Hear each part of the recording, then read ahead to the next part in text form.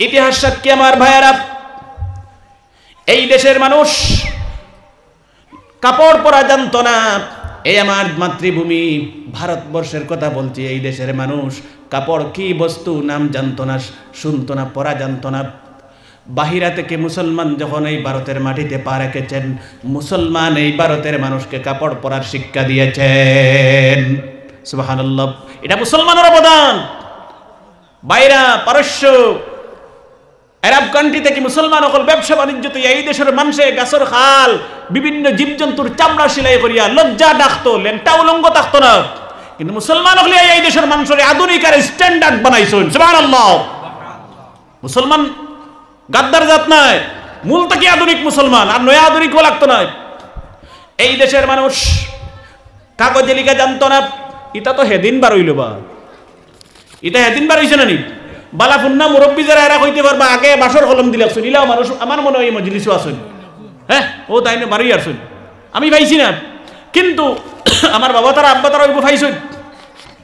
এই দেশের মানুষ, এই ভারতের মানুষ কাগজ কি বস্তু জানতো না, চিনত না।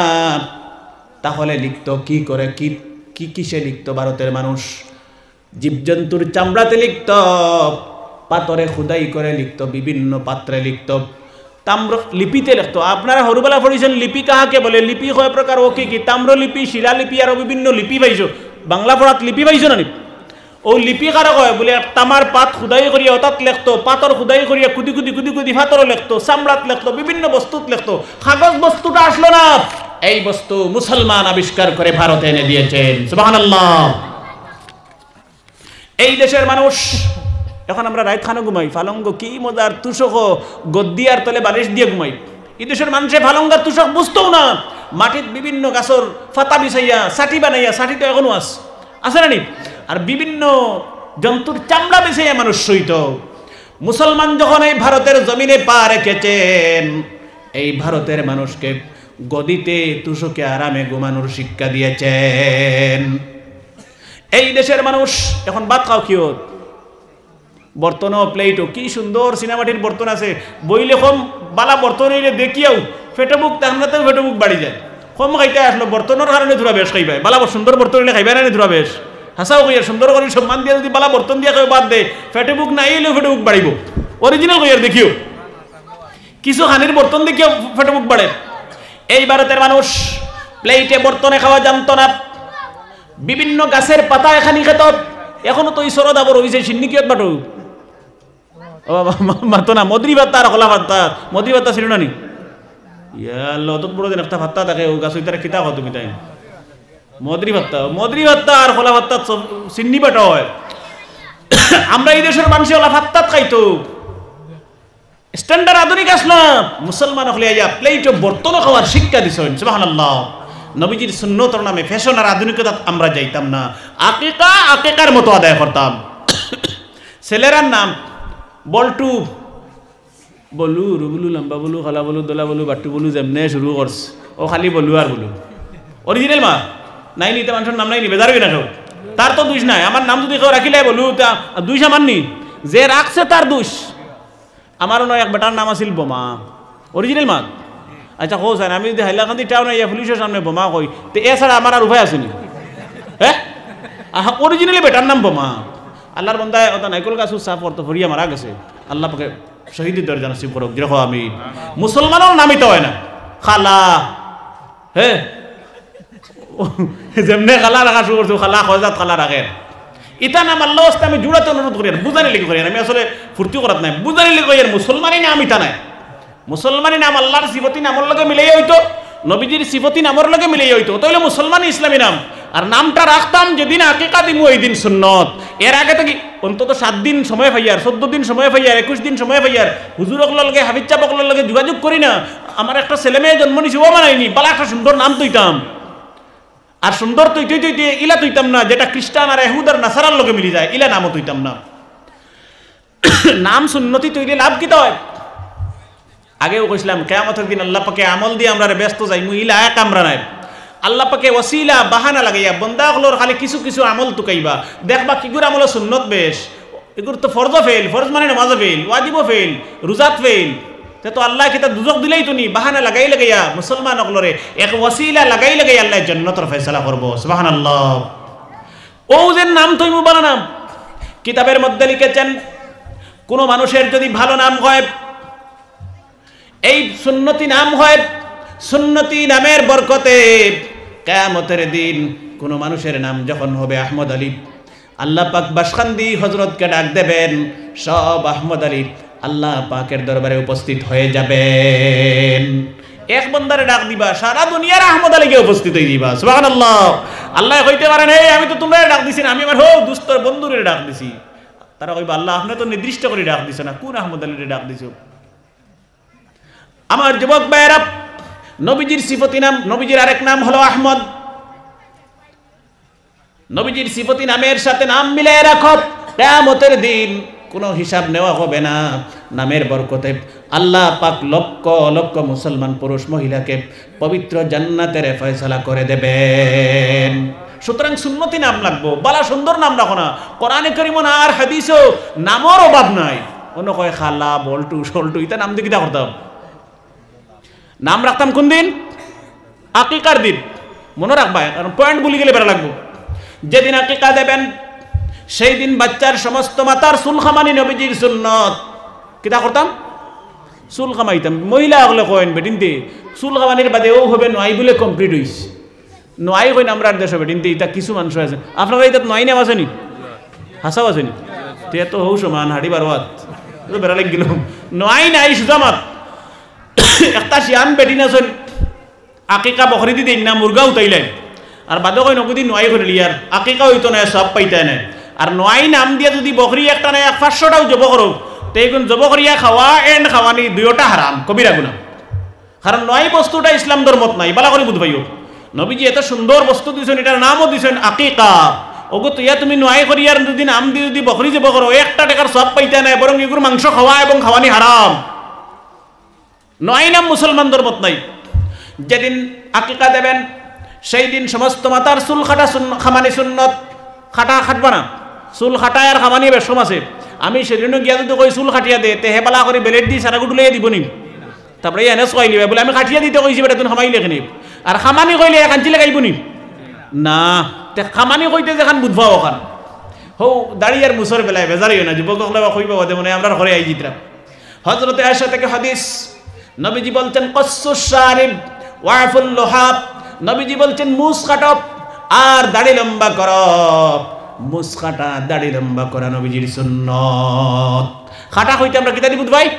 খাঞ্চি দিয়া। আর খামানি কইতে বেলেট দিয়া।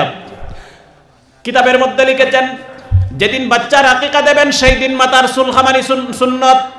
চুল খামানির পরে চুলটা ফালাইবা না, কিতা করতে দিব?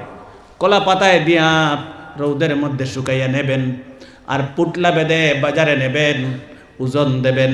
যতটুকু পরিমাণ ওজন হবে ততটুকু পরিমাণ রূপা আল্লাহর রাস্তাত সদকা করা আরেকটি সুন্নত।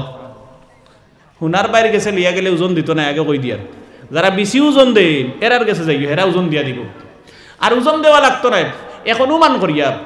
ইতা বাচ্চাইন তো আমার পরীক্ষা করা আছে 83 টাকা, 82 টাকা, 100 টাকা, 120 টাকা হাইয়েস্ট 150 টাকা। তোরা ভাজিলে দিলেই ও টেকার রুফা সদকা করলে আর এক সুন্নত। যদি রুফা দিন না তে ও টেকা 150টা টাকা বাচ্চা জন্ম নেওয়ার পরে যেদিন আকিকা আদায় করবা চুল খামাইয়া চুলক নেন গাড়ি লইলে, আর ও 150টা টাকা বাচ্চার নামে যে আমি চুল খামানি সুন্নত আর বাদে চুলর পরিমাণ ওজনে রুফা দিতাম আল্লাহর রাস্তাত সদকা করতাম আরেক সুন্নত।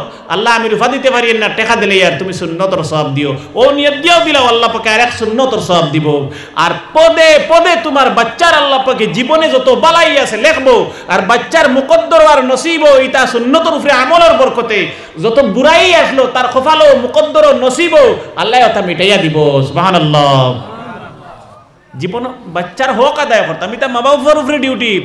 আপনি ছোটবেলা বাচ্চার হক আদায় করো, বড় হইলে বাচ্চায় হক আদায় করবো। মুরব্বী হইবা বাচ্চায় ভুলতো নাই, প্রাণ ভরিয়া বাচ্চায় খিদমত করবো। আল্লাহ তৌফিক দেও, যেরকম আমিন। বুঝা গেছে নি? লম্বা আলোচনা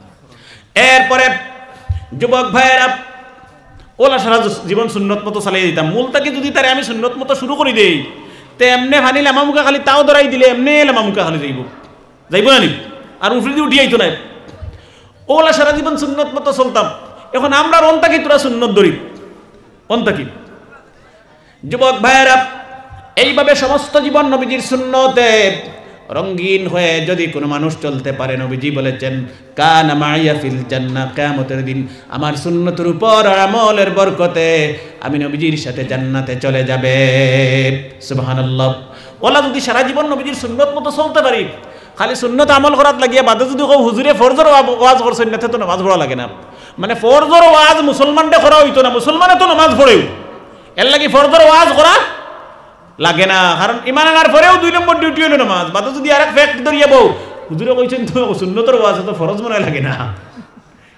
আমরা কত বাউগর শিয়ান মুসলমান পরে কইমু কিসা যদি মনে হয় এটা কিতাব উতাবু নাই এমনি মন গড়া কিসা শুনছি আমিও কইমু বাদে 1 নম্বর সুন্নত হলো হিগুনগুলো হরু বালাকের সুন্নত ইগুনগুলো ছোট বালাকের সুন্নত মা বাপে ইগুন আমরা হোক বাচ্চার হোক ইগুন আমরা আদায় করতাম কিতা কইয়ার বুধ বারাইনি মা বাপর হোক বাচ্চার ইগুন আদায় করতাম আদায় করে না বড়ই লিখে খেদমত করতো না বিয়া করবো লিয়া বাগিব বাদে চাইতো না এখান বাদে দুষিয়া লাভ নাই তারা দুষিয়া লাভ নাই মূল হোক আপনি আদায় করো দেখবাই হে বড়ইলে হোক আদায় করবো এরপরের হক হলো এর বাদে হক কিতা যখন বাচ্চা মক্তবে যাওয়ার উপযোগী হবে সবাহি মক্তবে দেও ইলমে দিনের জ্ঞান বাচ্চাকে শিখানো মা বাবার উপর আল্লাহ পাক ফরজে আইন করে দিয়েছেন ইগুয়ার সুন্নত নাই আসমানোর তলে আর জমিনের উপরে সারাটা কি বড় শরীয়তের হুকুম হইল ফরজ আর ফরজের মাঝে সবচেয়ে বড় ফরজ ফরজে আইন ফরজ কয়জাত আছে সারাটা কি বড় কোনটা ফরজে আইন ও ফরজে আইন হইলো বাচ্চারে ইলমে দিনের জ্ঞান আমরা শিখাইতাম মক্তব ফাটাইতাম সকালবেলা কোন মক্তব পড়া যেত হয় পূর্ণ জ্ঞান হে অন্তকে লিয়ে বাইর হইতো এই পরিমাণ শিক্ষা আমি মা বাপে ছেলে মেয়েরা দিতাম কতটুকু জ্ঞান দিতাম বলে যে পরিমাণ জ্ঞান হইলে হে নামাজ পড়তে পারে রোজা রাখতে পারে উজু গোসল করতে পারে নাপাক হইলে পাক হইতে পারে শরীয়ত লইয়া দিন লইয়া ইমান লইয়া ভালোভাবে চলতে পারে এই পরিমাণ জ্ঞান অর্জন করা মুসলমান বেটাইন আর বেটিন পুরুষ আর মহিলা সারার উপরে ফরজে আইন সুবহানাল্লাহ বুঝা গেছে নি কতক্ষণ জ্ঞান হইতো আর ও যে তারা যেটা জ্ঞান লইতে এই তো ফরজে কেফায়া এটা হইলো ফরজে কেফায়া আমরা ছেলেরে আলিম বানাইতাম মেয়েরে আলিমা বানাইতাম ছেলেরে হাফিজ বানাইতাম মেয়েরে হাফিজা বানাইতাম ছেলেরে মুফতি বানাইতাম মেয়েরে মুহাদ্দিসা বানাইতাম সমান অধিকার ইসলাম ধর্মই দিছে ছেলেরেও বানাইতাম মেয়েরেও বানাইতাম আমার আমার আমার ব্যক্তিগত মত হইল ছেলেরা তো আমরা বানাইয়ার এর থেকে ডবল আমরা চেষ্টা করতাম মেয়েরারে বানানির অনেক সময় ফটো আপনারা দিও আমি খালি তুলিয়া ধরবো ফটো আপনারা খালি ওয়ার না হইয়া দিতাম অনেক জায়গাত যাওয়ার পরে কয় হুজুর তালাক কর ওয়াজ করো বউয়ে হরির খিদমত করে না হৌরুর খিদমত করে না স্বামীর কথা মানে না ওটা ওয়াজ করো একটা মেয়ে যদি হাফিজ হয়ে যায় একটা মেয়ে যদি আলিম হয়ে যায় আলিমা হয়ে যায় তো এই মেয়েরে স্বামী স্ত্রীর আর শ্বশুর শাশুড়ির খিদমত করার ওয়াজ করা লাগবে নি গাঁও গিয়া ই পরিবারে লাগবো নি পর্দার ওয়াজ করে কইতে কইতে হুজুর হলে জমিন ফাটাইতরা যাও না বাজারত তারার জ্বালায় গিয়ে খাবারের দোকানে মাইতে পারতাই না খালি ঈদর সিজন যদি আই যায় আমি তো বাজারও যাই না রোজা মাস আমি বাজারও যাই না তারারে ডরাইয়া কোনবাই দাক্কাই ফেলাই দিব আমি মানুষ এমনি কুটুমুটি দেব আমার হনর বাজারের কথা কই আর কি অবস্থা হুজুর হলে যা পর্দার ওয়াজ করি আর আরো বেপর্দা মানুষ বেশ ওর নিয়ে না মেয়েরা রে ইলমে দিনর শিক্ষা শিক্ষিত করো মেয়েরা এই মেয়ের কাছে পর্দার ওয়াজ জীবনে করা লাগতো না এই মেয়েটা কিভাবে নাপাকি তাকে পাকি হইতো তাইরই তা বুঝানি লাগতো না মেয়েটা ইলমে দিনের জ্ঞান অলরেডি তাই মেমোরি ঢুকাইল থাকবো তাই শুধু আমল করবো আর মেয়েরার দিল নরম তোরা পালা করি ওয়াজ করে বুঝাই দেখিও খাম দিয়া হইতে পালা করি আল্লাহ আল্লাহ করা শুরু করে দিই আমরার দিল শক্ত তারার দিল নরম এর লাগে মেয়েরার খুব গুরুত্বপূর্ণ আলহামদুলিল্লাহ আমি খুব খুশি হয়েছি আল্লাহ পাকে এই মাদ্রাসারে কিয়ামত পর্যন্ত কবুল করো লগে আপনারা বানাতোর শিক্ষার ব্যবস্থা করছেন খুব প্রয়োজন বাদে আলোচনা কইলিম কর্ম সময় পাইলে তোরা মেয়েরার শিক্ষার তোরা মাত মাতিলে ইতারও দরকার আছে হিতারও দরকার আছে ইতা না হইলে আলিমহল না হইলে দুনিয়ার দিন থাকতো না এইখান মনে করে লিও জমাতে খিদমত করে তবলিগ জমাতে বালাকাম আমরাও আলহামদুলিল্লাহ যাই আমরাও সাপোর্ট করি কিন্তু আলিমহল না থাকলে দিন থাকতো না এক নম্বর দিনের খিদমত করে রাস্তা দুনিয়া ব্যাপিয়া দুনিয়ার ওলামায়ে কেরাম আর যে দেশে মাদ্রাসা থাকতো না আলিম থাকতো না আর আলিম না থাকলে ইতিহাস সাক্ষী পড়বা স্পেনের ইতিহাস আলবেনিয়ার ইতিহাস আপনারা পড়বা, যে জায়গা 500 বছর 800 বছর ইসলামী হুকুমত আসলো, এটা জায়গাটা কি মুসলমান 100%, 100 জন মুসলমান আসলো, মাদ্রাসার আলিম হল মিটি গেছে, এর লাগি এটা জায়গা সব মানুষ খ্রিস্টান হয়ে গেছে আর দিনদারি নাই হয়ে গেছে। এই দেশের মুসলমানদের পাল্টাই আল্লাহ পাকে খ্রিস্টান বানাই দিছে দিনদারি আর আলিম হল না থাকার কারণে। ইতিহাস আমার হওয়ার যাইবার দরকার নাই, এর লাগি মাদ্রাসা আর আলিমের প্রয়োজন আছে। প্রাণ দিয়ে মাদ্রাসারে মহব্বত করবা, টাকা দেওয়া লাগে টাকা দিবা, ছেলে মেয়ে দেওয়া লাগে ছেলে মেয়ে দিব আমরা সরাই। আগে ছেলেরে মেয়েরে হাফিজ বানাও, আলিম বানাও, এরপরে ডাক্তার ইঞ্জিনিয়ার বানাও। একটা মেয়ে হাফিজ আর আলিম হইয়া যদি ডাক্তার হইতে যায়, ইঞ্জিনিয়ার হইতে যায়, কোরআনে কারীম সিনাত তাকার বরকতে তার পথটা সহজ করে দিব। সুবহানাল্লাহ, আল্লাহ আসান করিয়া দিব। ইতিহাস আছে বাইরে একটু করে কইমু আমি। নবীজি বলেছেন আমার ভাইয়েরা, মান সালাকা তরিকান ইয়ালতামিসু ফীহি ইলমান সালাকাল্লাহু বিহি তরিকাম মিন তুরুকিল জান্নাহ। নবীজি বলছেন, ওয়া ইন্নাল গালিমা লা ইস্তাগফিরু লাহু মান ফিস সামাওয়াতি ওয়া মান ফিল আরদ ওয়াল হিতানু ফি জাওফিল মা। নবীজি বলেছেন, কোন ছাত্র যখন জ্ঞান অর্জন করার উদ্দেশ্যে যখন বাড়ি থেকে বের হয়ে যায় মাদ্রাসার উদ্দেশ্যে, ছেলে অথবা মেয়ে, নবীজি বলেছেন যতক্ষণ পর্যন্ত এই ছেলেটা মাদ্রাসায় থাকবে, বাড়িতে ঘুরে না যাবে, সে যেন জিহাদের ময়দানে বের হয়ে গিয়েছে। সুবহানাল্লাহ, এগুলো জিহাদের ময়দানে বাইরে গেছে। নবীজি বলেছেন, আল্লাহ না করুক কোন ছেলে মেয়ের যদি মৃত্যু হয়ে যায়, শহীদি দরজা পাবে। নবীজি বলেছেন, এরপরে নবীজি বলছেন, এই যে মাদ্রাসায় পড়াশোনা করে ছাত্রছাত্রী, আপনি টেলাওয়ালা হতে পারেন, রিক্সাওয়ালা হতে পারেন, গরিব মানুষ হতে পারেন, জঙ্গলে গিয়ে কাজ করেন, কিন্তু জানেন না আপনার ছেলেমেয়ের জন্য আল্লাহ পাক আকাশে জমিনে যা সৃষ্টি করেছেন, এমনকি জঙ্গলের হিংস্র প্রাণী বাঘ বল্লুক 24টা ঘন্টা এদের জন্য নেক দোয়া করে। সুবহানাল্লাহ, কার বাপ হইছো আপনি চিন্তা করেননি? একটা ছেলেরে মাদ্রাসাত পড়াত দিছো, মেয়েরে মাদ্রাসাত পড়াত দিছো, আলিম বানাইতে, হাফিজ বানাইতে, 24টা ঘন্টা আল্লাহর গোটা সৃষ্টি জগতে তারার লাগি নেক দোয়া করে। সুবহানাল্লাহ, ও ছেলের বাপ আপনি, আপনার কপাল কত বড়।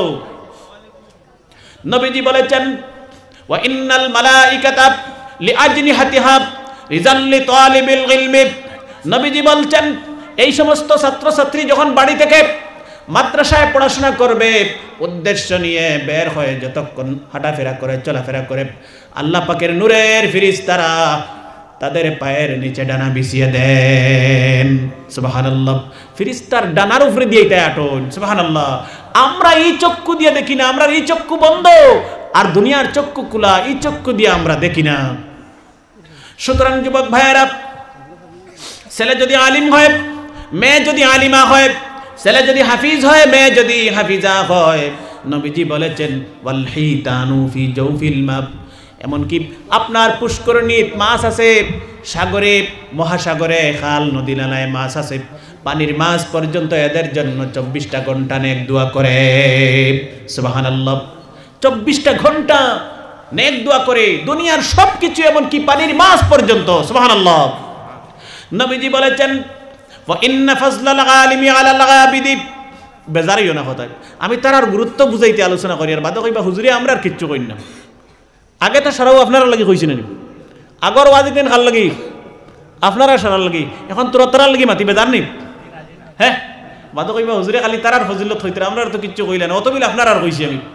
নবীজি বলছেন ওয়া ইন্না ফাজলাল আলিমি আলাল আবিদি কাফাজলিল কমরি লাইলাতিল বদরি লাইলাতাল বদরি আলা সাইরিল কাওয়াকিবি।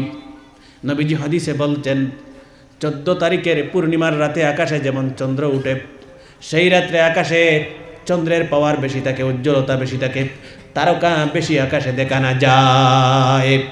পূর্ণিমার রাত যেহেতু থাকে, আসমানও আর তেরা বেশ দেখা যায়নি, চন্দ্রর আলোয় জ্যোৎস্নার কারণে সমস্ত আকাশ পৃথিবী ময়দান হয়ে যায়। এদিন আর তারকার কোনো ভ্যালু থাকে না, পাওয়ার লেস হয়ে যায়। এইভাবে দুনিয়ার আলিম হাফিজ এই ছাত্রছাত্রী দুনিয়ার জেনারেল মানুষের তুলনা নবীজি এইভাবে করছে। নবীজি বলেছেন, একজন আলিম মানুষ সারা রাত যদি এশার নামাজ পড়ে, নাক ডাকাইয়া বালিশে ঘুমায়, আর সাধারণ মানুষ সারা রাত দাঁড়াইয়া নামাজের মুসল্লায় যদি নফল নামাজ তাহাজ্জুদের অথবা অন্য কোনো নফল নামাজ পড়তে থাকে, ফজর পর্যন্ত পড়ে, তাহলে আলিমের ঘুমানোতে সব বেশি। সুবহানাল্লাহ। আলিমে সারা রাত নাক ডাকাই ঘুমাইব, তুমি সারা রাত মুসল্লা তুবাইয়া ফাত বেতন হইব, সজদা দিবাই, আলিমর ঘুমানের সব বেশি। সুবহানাল্লাহ। হাফিজর ঘুমানের সব বেশি, হে খালি এশার ফজর পড়িছে। এত মর্যাদা এই সন্তানের যদি আপনি বাবন, আপনি ভাই হইন, আপনার কতটুকু মর্যাদা চিন্তা করুন। নবীজি বলেছেন, আমার ভাইয়েরা, কিয়ামত অনুষ্ঠিত হবে, কিয়ামতের দিন এদেরকে আল্লাহ পাক ডাক দেবেন হাসরের মাঠে। ইয়াকালু লিসাহিবিল কুরআন, নবীজি বলবেন, ইকরা ওয়ারতাকিব ওয়ারাত্তিল কামা কুনতা তুরাত্তিলু ফিদ দুনিয়া। নবীজি বলবেন, কোরআনে কারীম পড়ো, শুদ্ধ করে সহি করে দুনিয়ায় যেভাবে পড়তে, আর আকাশের দিকে উড়তে থাকো পাখির মতো। এক আয়াত পড়িব আর আসমানে দিয়ে হাফিজ উড়াউড়ি করবা। সুবহানাল্লাহ। পাখির মতো, এটারে এমনি কয়নি কোরআনের পাখি, কিয়ামতের দিন হাসা হইতে উড়িবা। সুবহানাল্লাহ। এক আয়াত পড়বো, জান্নাতের এক দরজা উপরে উঠবো, আরেক আয়াত পড়বো আরেক দরজা উঠবো, আরেক আয়াত পড়বো আরেক দরজা উঠবো। 6666 আয়াত পড়ার বাদে এর উপরের তালার 6666 নম্বর তালার জন্য তো গিয়ে পৌঁছিব। সুবহানাল্লাহ। এত আলা উচ্চ দরজা আল্লাহ পাকে দান করব। যুবক ভাইয়েরা, মেয়েদেরকেও হাফিজ বানাতে পারবেন, আলিম বানাতে পারবেন, কোনো সমস্যা নাই, কোনো বুরাই নাই।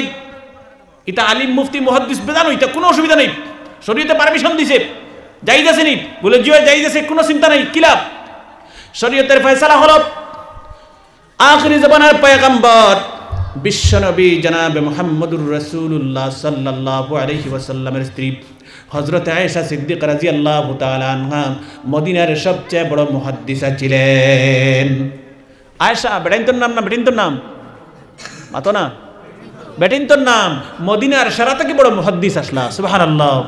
খালি মুহাদ্দিস না, ও মাদ্রাসা পাশ করার বাদে ছাত্ররে সনদ দেওয়া হয় না, ফাগলি দেওয়া হয় না, সনদ দেওয়া হয় তো ওলা হযরত আয়েশা সিদ্দিকার নিকট শাম থেকে, এমন থেকে, বসরা থেকে, কুফা থেকে, মদিনা থেকে, মক্কা মুকাররমা থেকে সাহাবায়ে কেরাম আসতেন, পর্দার আড়াল থেকে নবীজির হাদিসের শিক্ষা নিতেন। আর হযরত আয়েশা সিদ্দিকা রাদিয়াল্লাহু তাআলা আনহা 2 বছর, 3 বছর, 5 বছর নবীজির হাদিসের শিক্ষা দেওয়ার পরে এই সমস্ত সাহাবীদেরকে হাদিসের ইজাজত দিতেন, সনদ দিতেন। সুবহানাল্লাহ। ইজাজত মানে সনদ দিতা, পড়াশোনা করাইয়া বুঝাইয়া। শুধু হযরতে আয়েশা সিদ্দিকা না, কিতাবের মধ্যে লিখতেছেন নবীজির স্ত্রী হযরতে মায়মুনা রাদিয়াল্লাহু তাআলা আনহা, নবীজি আর হযরতে মায়মুনার যখন বিবাহ হলো, নবীজি বিবাহের পরে জানতে পারলেন হযরতে মায়মুনা টোটালি নিরক্ষর, নিজের সিগনেচার পর্যন্ত জানেন না। সুবহানাল্লাহ। নবীজির স্ত্রী মায়মুনা একবারে নিরক্ষর, টোটালি লেখাপড়া জানেন না, এমনকি দস্তখত পর্যন্ত জানেন না। নবীজি জানলা যে আমার মায়মুনা একবারে নিরক্ষর। নবীজি কিতা করলাম? নবীজি বলতেছেন, একজন মহিলা শিক্ষিকা, মহিলা টিউশন মাস্টার, নবীজি মহিলা টিউশন মাস্টারকে বলেছেন, হে মহিলা শিক্ষিকা, টিউশন মাস্টার, আমি বিশ্ব নবীজি তোমাকে দায়িত্ব দিলাম, কয়েক মাসের ভিতরে আমার মায়মুনাকে মদিনার বড় আলিম বানিয়ে দেবে। সুবহানাল্লাহ। বিয়ার পরে আমরা তো বিয়া শাদী করে লাইলে বুধ ভাই আমরা কোর্স শেষ, আর পড়াশোনা নাই, অরিজিনাল মাতলা নাই। বিয়া করলে পড়া নাই কেন? কোনো হদিস আর কিতাব আর কোনো লত আসেনি না। বিয়া করিয়া বুড়ো হইছে না, মানুষে বুড়ো হইয়াও পড়িত। ও নবীজির বিবাহ হইছে মায়মুনার লগে। নবীজি জানেন যে আমার মায়মুনা নিরক্ষর, এক মহিলা শিক্ষিকা টিউশন মাস্টারদের নবীজি দায়িত্ব দিলাইছেন, আমার মায়মুনারে আলিম বানানোর দায়িত্ব আল্লাহর রহমতে বরকতে তোমার। সুবহানাল্লাহ। নবীজির দোয়ার বরকতে কয়েক দিনের ভিতরে হযরতে মায়মুনাকে কয়েক মাসের ভিতরে এই মহিলা শিক্ষিকা মদিনার সেরা আলিমা বানিয়ে দিলেন। নবীজির আরেকজন স্ত্রী হযরতে উম্মে সালমা রাদিয়াল্লাহু তাআলা আনহা, কিতাবের মধ্যে এসেছে নবীজি বলেছেন, উম্মে সালমা, আজ থেকে আমি নবীজি লকব দিলাম তুমি মদিনার মুফতি। জীবনের সারার হইলা মুফতি হযরতে উম্মে সালমা, নবীজি লকব দিলা কেন? নবীজি বলছেন, তুমি ফিকহে ভালো, ইসলামিক লতে ভালো, মাসলা মাসাইলে তোমার জ্ঞান বেশ। আমি নবীজি দিনের খিদমতে, দিনের দাওয়াতে দূর দূরান্ত চলে যাব, মানুষ মদিনায় মাসলা মাসাইলে আটকে গিয়ে চলে আসবে জানার জন্য আমি নবীজি তোমাকে লকব দিলাম, সনদ দিলাম, ইজাজত দিলাম মুফতি বলে, তুমি মানুষের মাসলা মাসাইলের সমস্যার সমাধান করে দেবে। সুবহানাল্লাহ। হযরতে উম্মে সালমা শুধু মাসলা মাসাইলের সমস্যার সমাধান করে দেন নাই, হাজার হাজার সাহাবীকে মুফতি বানায়া হযরত উম্মে সালমা সনদ দিয়েছেন, ইজাজত দিয়েছেন। সুবহানাল্লাহ। আপনারা কইতে পারেন হইতা তো হজগর, ই যুগ কিচ্ছু আসেনি, হাসাও তো হিতা হজগর নানি, ও যুগ কিচ্ছু আসেনি। কিতাব খুলে দেখেন আমার ভাইয়েরা, এই দেশের ইতিহাস খুলে দেখেন, দারুল উলুম দেওবন্দ মাদ্রাসা প্রতিষ্ঠিত হয়েছে শুধুমাত্র উদ্দেশ্য ছিল এই ভারতকে পরাধীনতার হাত থেকে স্বাধীন করা। দারুল উলুম মাদ্রাসা বানানি হইছে ভারতরে পরাধীনতার হাত থেকে ব্রিটিশের হাত থেকে মুক্তি করার উদ্দেশ্য নিয়ে দারুল উলুম দেওবন্দ মাদ্রাসা প্রতিষ্ঠা করা হয়েছে, তৈরি করা হয়েছে। সুবহানাল্লাহ। এই মাদ্রাসার শাইখুল হাদিস ছিলেন হযরতে মাহমুদুল হাসান দেওবন্দি রহমাতুল্লাহ আলাইহি। মাওলানা মাহমুদুল হাসান দেওবন্দি ব্রিটিশের বিরুদ্ধে যুদ্ধ করতে গিয়ে, আন্দোলন করতে গিয়ে জেলে বন্দী হয়েছেন, মাল্টার জেলে বন্দী হয়েছেন। জেলে বসে বসে আল্লাহর বান্দা 24টা ঘন্টা লিখতেন। সুবহানাল্লাহ। জেলে বইয়া বইয়া 24 ঘন্টা খালি লেখার থাকতাম। তোমার আমার ছাত্র সারা বছর পড়ে মেট্রিকের পরীক্ষা কয় ঘন্টা থাকে? 3 ঘন্টা, 1.5 ঘন্টা লেখিয়া কলম কামড়ায় হবে উগাউগি করে হগে দেখাননি, ইগে দেখাননি, টুকলি বা করার চিন্তা করার যায়।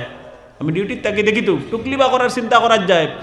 হ্যাঁ, বহুত দূরে হইয়াও দেওয়া লাগে, কিবার হইয়া দিলাইলাম বেটায় জলে বইছে আর 24টা ঘন্টাও যাবেন টেপ রেকর্ডার রিল বারোর তো খালি লেখেন। জেলে বইয়া বইয়া সংক্ষেপ আকারে তফসিরের কিতাব লিখে লিখছেন শাইখুল হিন্দ, সংক্ষেপ আকারে তফসিরের কিতাব জেলে বইয়া বইয়া লিখে লিখছেন। সুবহানাল্লাহ। যুবক ভাইয়েরা,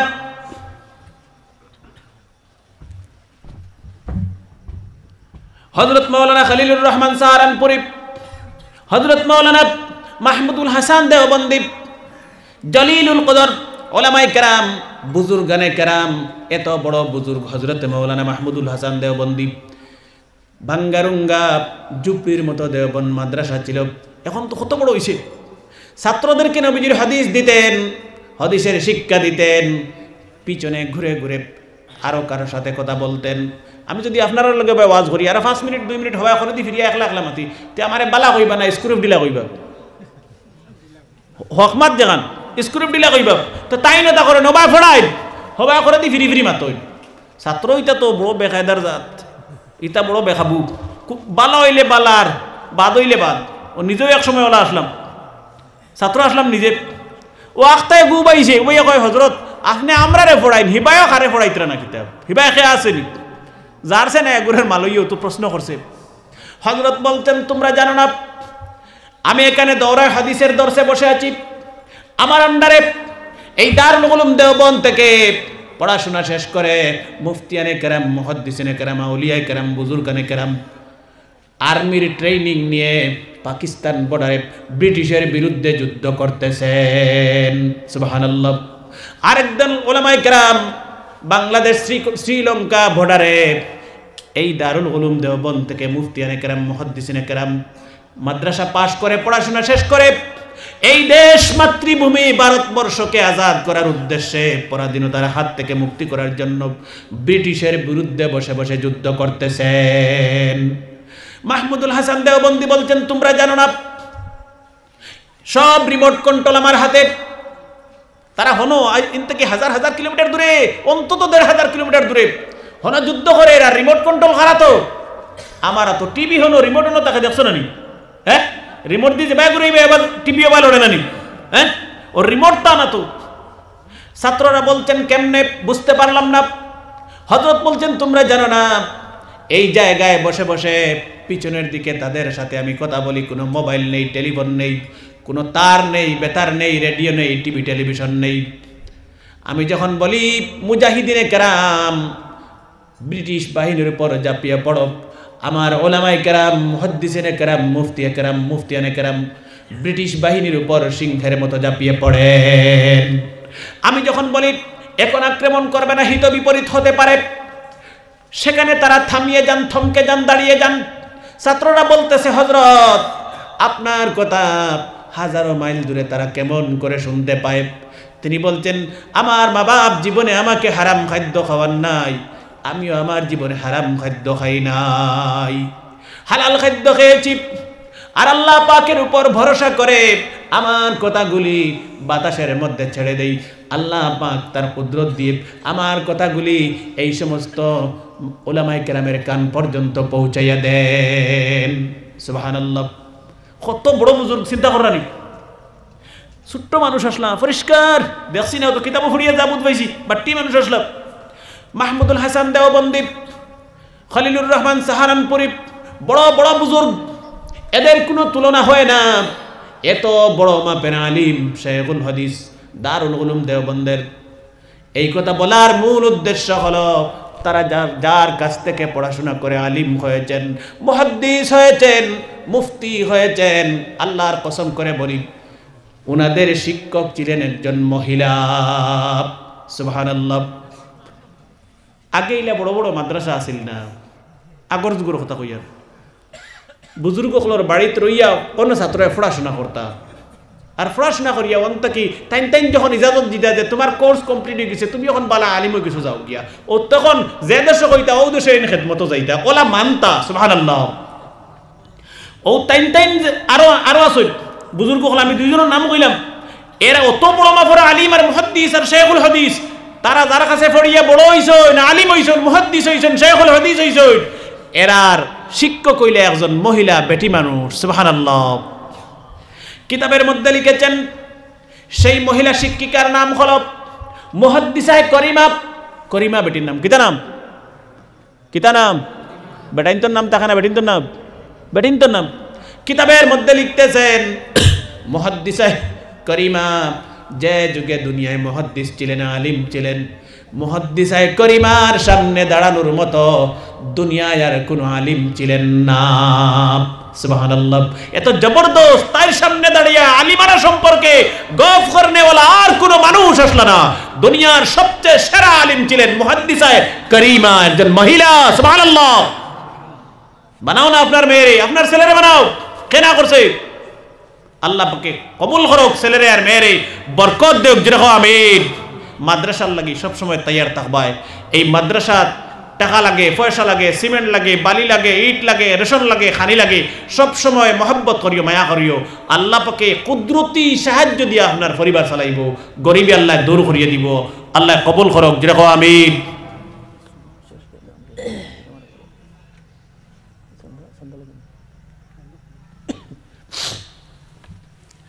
একবারে না ফাজিল মাতিয়া মাদ্রাসার লাগে কিছু সাহায্য আমি আপনার কাছে হাত পাতাইম।